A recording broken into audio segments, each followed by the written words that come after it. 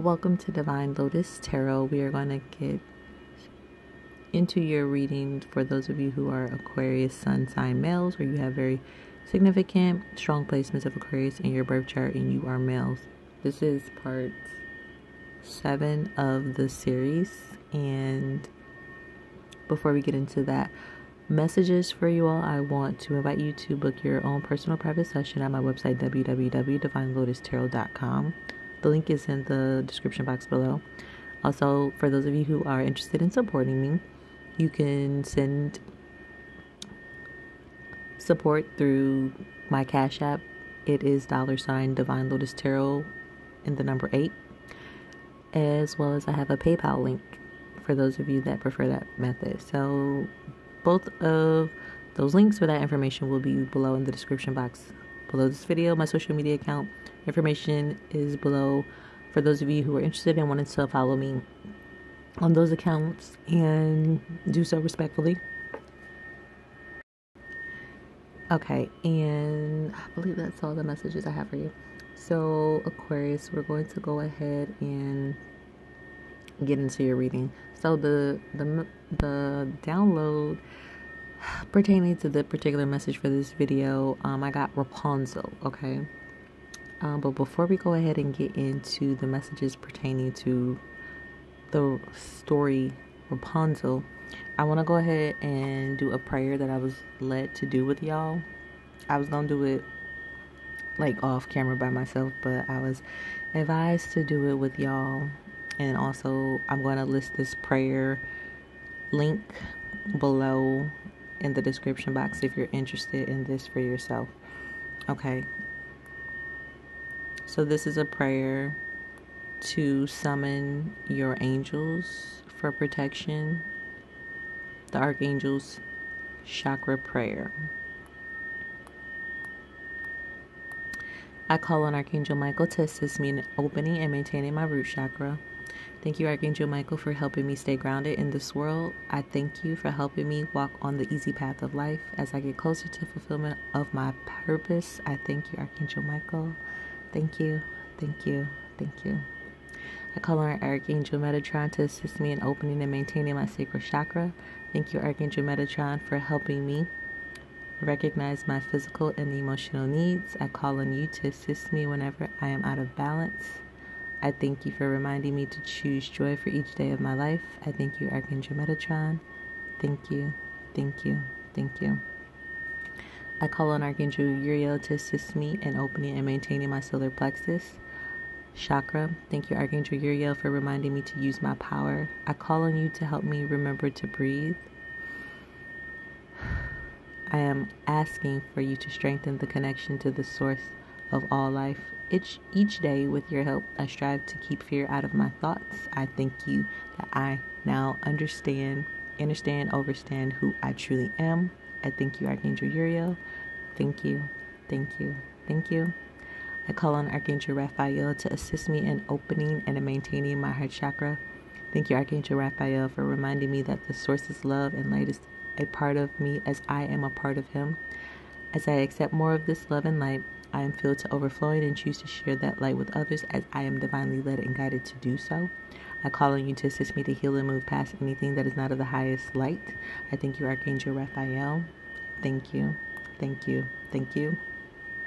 I call on Archangel Gabriel to assist me in opening and maintaining my throat chakra. Thank you, Archangel Gabriel, for reminding me to speak my truth and honor my needs. I call on you to help me know when to speak and when to listen. I choose now to see the truth, hear the truth, speak the truth, feel the truth, to be truth each day of my life. I thank you, Archangel Gabriel. Thank you, thank you, thank you. I call on the Shekinah, the feminine face of the source, to assist me in opening and maintaining my brow chakra. Thank you, Shekinah, for assisting me with gaining spiritual knowledge, intuition, and growing in the strength of the power that is rightfully mine. I call on you to remind me that the people I meet each day have a specific purpose for their life also. I recognize they are part of the divine, which makes them a part of me, as we are all one. I thank you, Shekinah. Thank you, thank you, thank you. I call on the Christ light to assist me in opening and maintaining my crown chakra. Thank you, Christ light, for this permanent connection of light flowing through me in a stronger way each day. I now allow this light to heal every aspect of my soul. I call on you to remind me to share this bright light with others each day as I am divinely led and guided to do so. As I walk through my life, I recognize that I am always connected to the source and choose to walk in that light more consciously. I thank you, Christ light. Thank you. Thank you. Thank you. And I pray that my path is continually blessed. In Jesus Christ's name, amen. And if you just want to receive that prayer for yourself, just simply say amen and claim it. Okay? Like I said, I'm going to put the link for that prayer below this video if you're interested in that. Okay? Now moving forward. So the message for this particular video, like I said, Aquarius, it's Rapunzel. Okay? So one of the downloads that I got, okay, one of the many downloads that I got was that there is some correlation to you and the Rapunzel story. Okay? So if you're not familiar with the Rapunzel story, I'll give like a little brief overview of it, but I am going to drop the link below in the description box for those of you who want to read one version of it. There are multiple different variations and versions of this Rapunzel story, but essentially the Rapunzel story pertains to, there was a young woman who ended up essentially her parents had to barter her off to like an evil witch because of a debt, essentially, put it like that. So because they had to barter their young daughter off to a witch, this woman was, the young lady was very gorgeous. She was very pretty, and the witch put her in a tower where no one could have access to her. Okay. And it was an old witch or something like that, or old haggard witch that put her in a tower so that she would not have access to anyone. Okay. And she put her in this high tower with just like one window. And basically the young woman, she essentially grew up in that tower. She was put up in that tower and she grew up there. Essentially, you know, just by herself, not really having any connection to the outer world, because for whatever reason, this old witch didn't want anyone to have access to her. Probably because she was so gorgeous and beautiful, or she knew what was, you know, to come of her. So essentially, the girl kind of grew up in the tower by herself. She would sing, and one day there was like a prince traveling through like the forest where this tower was that she was locked up, and he heard her voice. So it seems like he would come back like regularly to just kind of like listen to her sing and whatnot, because he didn't see her, he couldn't see her because the tower was very high, but he was very attracted to her voice. So he kept coming back, and he didn't know how to get up on the tower until, you know, one day he saw the old witch come to the tower, and she said, Rapunzel, Rapunzel, let down your hair so I can come up.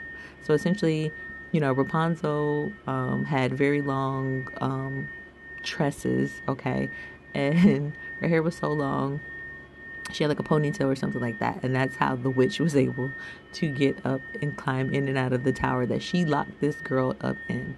So the girl would let her hair down so the witch can get up, and essentially the prince was, you know, coming back and forth trying to, you know, catch a glimpse of her or just see how he would get access to her, and then he saw the witch do this.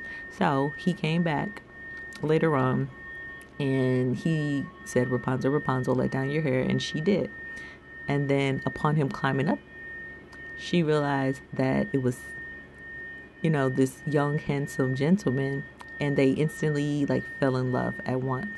So I feel like, I don't know if it was multiple times he kept coming back or in that one visit. Essentially what happened was, over the course of time, they decided that they were going to fall in love and, you know, move on with their life and have a relationship. But she needed a way to get down. So every time he kept coming back, he would like bring some type of material so that she could essentially have enough material to create some type of rope so she can climb out of the tower and leave with him. But he did have to come back multiple times because I think he had to strategically do it so he was going when the evil witch who had locked her in the tower wouldn't see him. But I feel like what happened was one day, when the witch came and was led up into the tower, Rapunzel had a slip of her tongue, and she essentially gave away that a young man was coming to visit her. So the witch, she got all bent out of shape because apparently, she's a hater because she locked the girl in the tower ever since she was little because she knew she was beautiful and gorgeous, and that, obviously she would be highly sought after, highly desired. And this is what she was trying to prevent from happening, essentially. She didn't want this girl to have love because she was old and she was a spinster and nobody wanted her. So essentially, she kicked Rapunzel out of the tower, and then she hid up in the tower. So then and she cut her hair off. I believe that's what she did. She cut her hair off as well too. Kicked her out the tower, and Rapunzel was essentially just living in the forest or walking through the forest, just because she ain't had nowhere to go. Okay. This is all she had known, just being locked in this tower. So essentially the prince came back, but when he asked to let the hair down, he climbed up, he saw it was the witch. And then the witch essentially went off on him and told him that, he was never going to be with Rapunzel. Rapunzel wasn't there anymore. Rapunzel don't live here no more. Okay. And too bad, too sad. You ain't gonna never be with her. So in the variation that I put down there, she did something to him. I don't know what she did, but she blinded him. So essentially, that's what she said. She said, you'll never see her again. You'll never see her again. You will never find her. And she did something that caused him to be blind. So he essentially falls out of the tower. He's blind. He starts essentially randomly walking through the forest, and long story short, he ends up finding her, even though he's blind, because he heard her voice. He heard her singing. He heard her voice, and that's how he stumbled upon her again after being separated from her, and going blind, for the sake of trying to help get her free from the castle.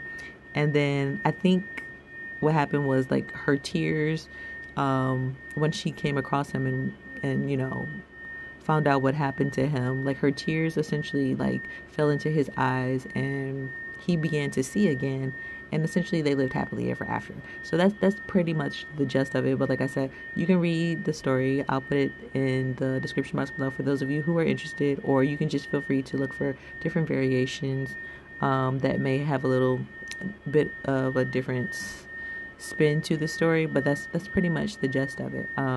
So I feel like I was supposed to tell y'all that, Aquarius, because somehow your story is your life, your story, your situation. There's something pertaining to you that is correlated to this Rapunzel story. So let me get some messages for you all. Okay, so the messages that came through right away, I got, there is a crone maiden. Okay, so you can look up what crone maiden means. I like to tell y'all certain things, but then I also like to have you all research it, because I just kind of feel like it helps you to better retain the information or better get an understanding of what I'm talking about. But there's a crone maiden, for those of you who don't know what it is, Google it. That is very determined to not allow you to find love. Now, how this relates to the story is this may be someone who was related to the individual who you have interest in, okay? Or this could be someone in your life, okay? Or it could just be a random old individual, whether they're old or not, just a random witch, okay?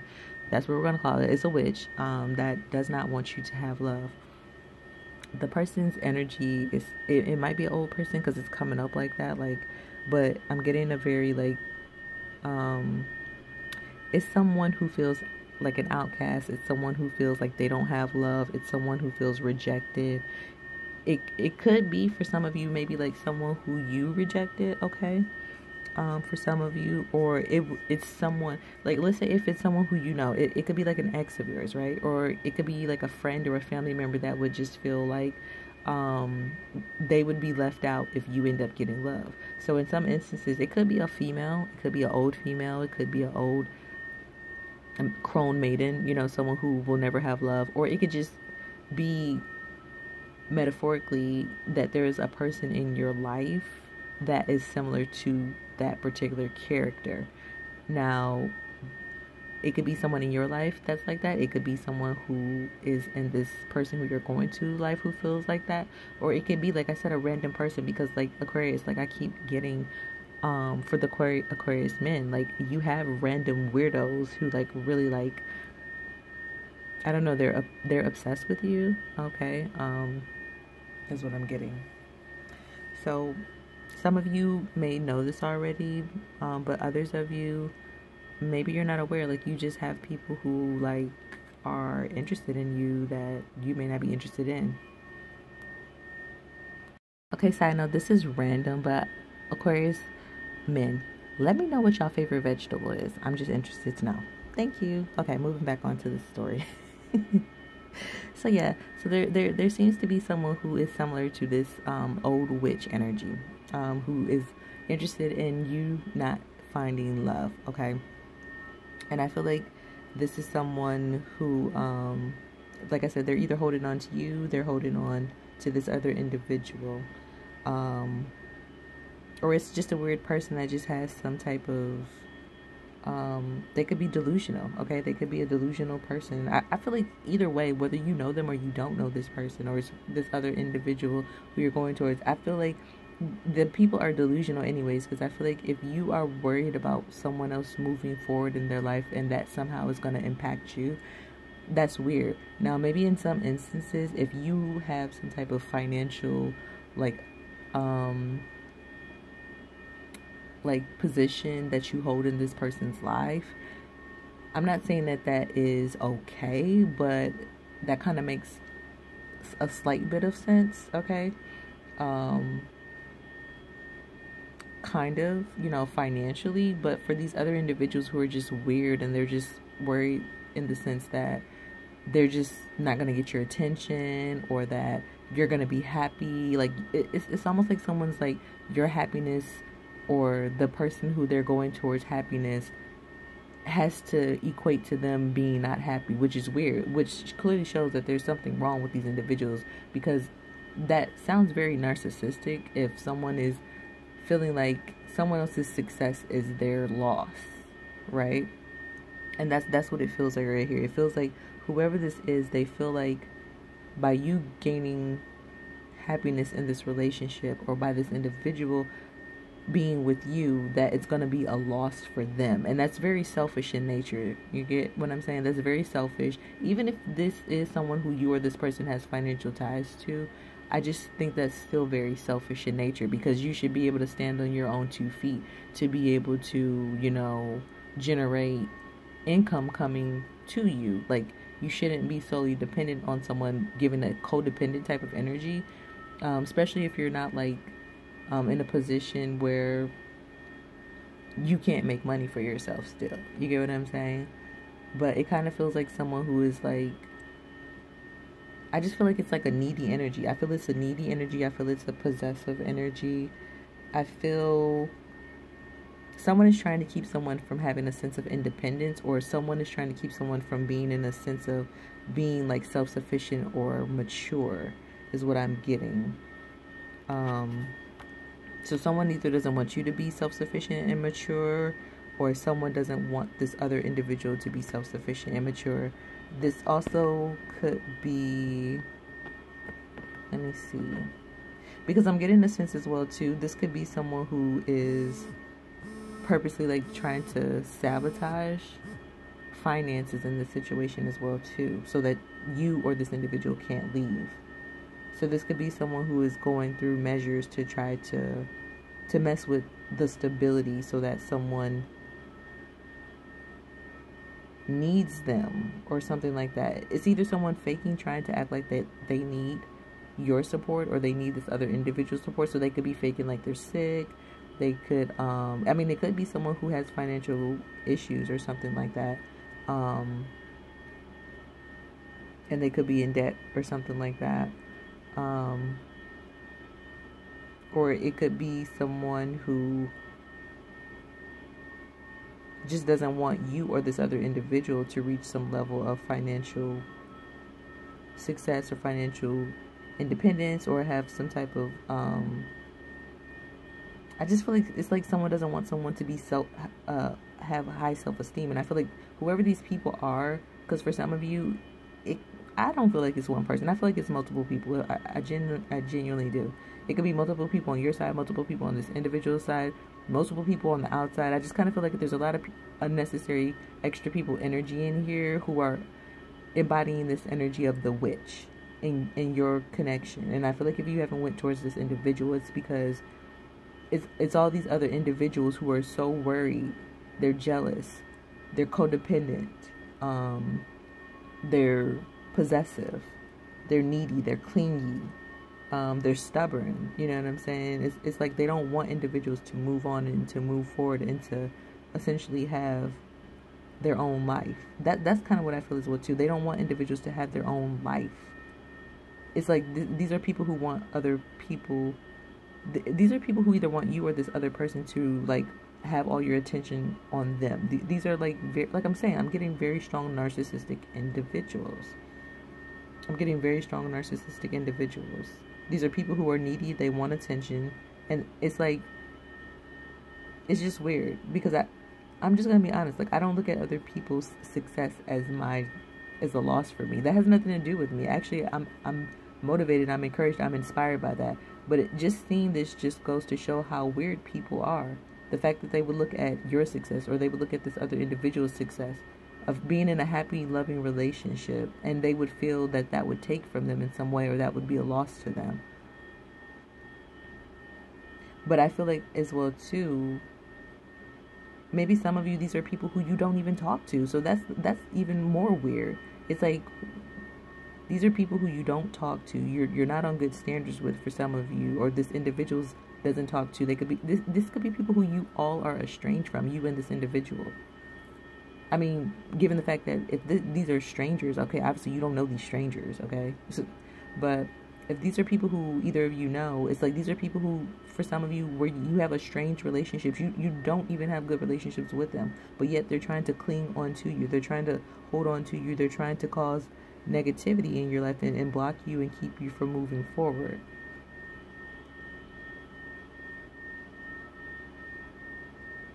Yeah.